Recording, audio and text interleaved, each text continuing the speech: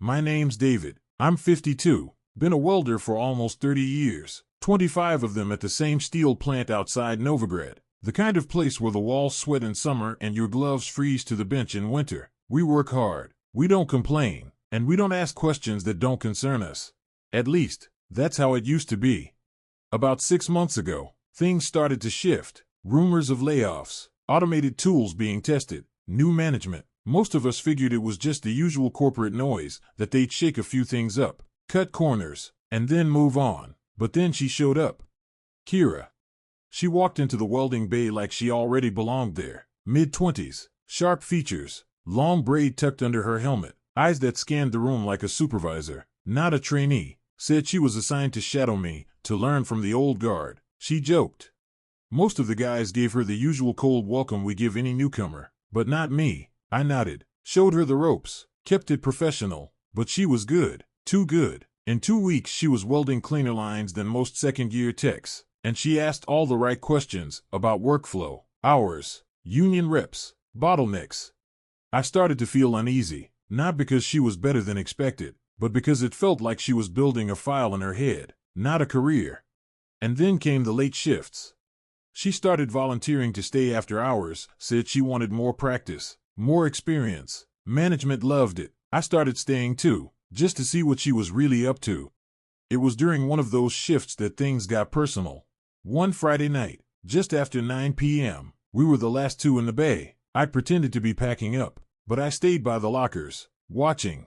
Kira wasn't practicing. She was filming, phone propped behind a pipe, angled toward a section of the welding rig I knew had been flagged in last month's safety audit. She'd set it up to make it look like the machinery was faulty. She added a few slow sparks for drama. If someone outside saw that footage, it could justify a full inspection or a shutdown.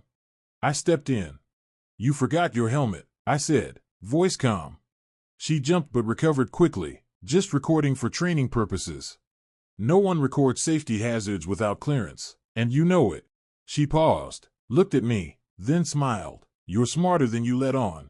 And you're not here to learn welding." She didn't answer, just grabbed her phone and walked past me. As she brushed by, she whispered, "You should retire while you're still respected."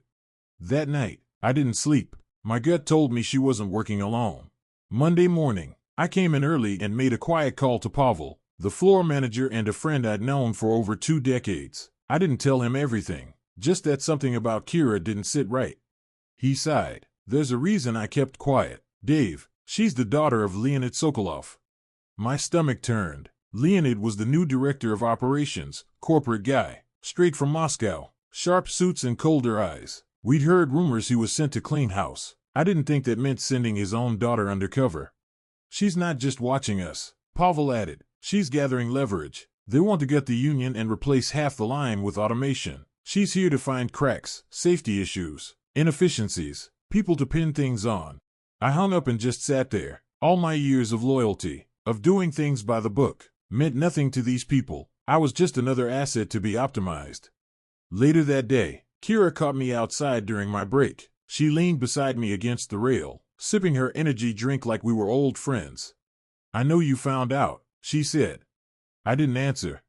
"It's not personal. You're actually one of the few people here I respect. You've got a hell of a way of showing it." She sighed. "My father, he only listens to numbers, data, reports, not people. I thought if I could give him what he wanted, maybe I could steer this in a better direction." "So this is your idea of saving us? Sabotage?" She looked away. "You think it's easy being the boss's daughter? I'm not proud of how I got in, but I didn't lie to myself about why I stayed. Until now." She touched my hand for the first time. It was brief, but it lingered longer than it should have. That night, I stared at my welding gloves and wondered what the hell I was getting into.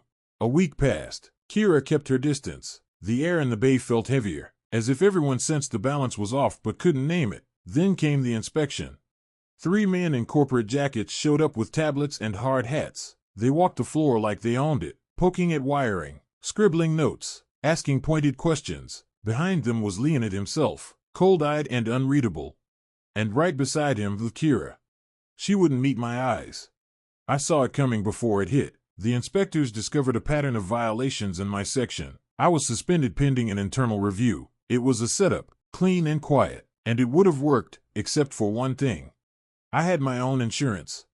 See, I may be an old dog, but I know my way around technology. The same night Kira recorded her little safety video, I recorded her doing it, from a different angle. The footage sat quietly on a USB drive in my locker for a week, waiting. As I packed my things, I handed the USB to Pavel, show it to the union, and send a copy to the local media. That night, everything exploded. The footage went viral in local circles. A daughter of corporate leadership, caught staging a safety hazard to fire honest workers. The union was furious. The workers rallied. There was a strike within 48 hours. Corporate tried to quiet it, but the press picked it up.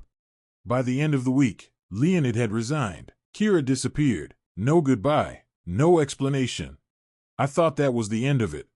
But 2 months later, I got a letter in the mail. No return address, just a simple note. You were right to stop me, but I meant what I said. I respected you. Not everything I did was a lie. Some of it wasn't work at all. Inside the envelope was a photo of the welding bay, me in the background, helmet under my arm, her at the rig, smiling at something I'd said. And I felt something I didn't expect. I missed her. Not the games, not the lies, just her.